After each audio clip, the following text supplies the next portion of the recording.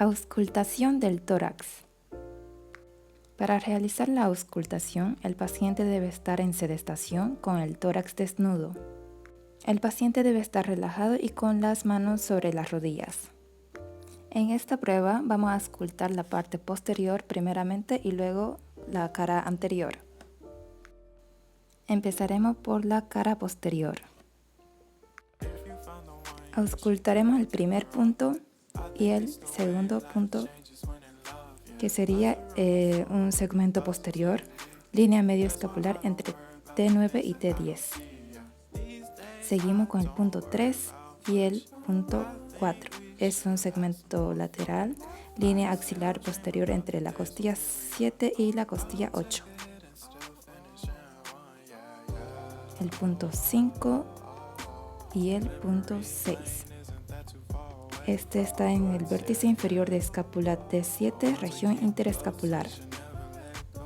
Siguiendo con el punto 7 y el punto 8, región interescapular por debajo de T3.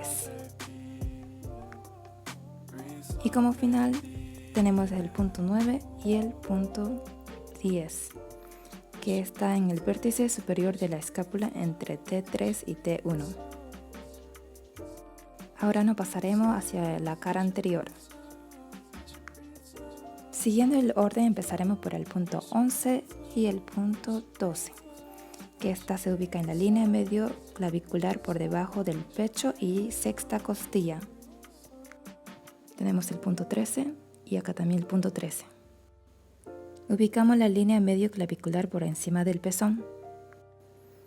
El punto 14 también sería lo mismo, por encima del pezón en caso de los hombres. En las mujeres, por debajo de la cuarta costilla.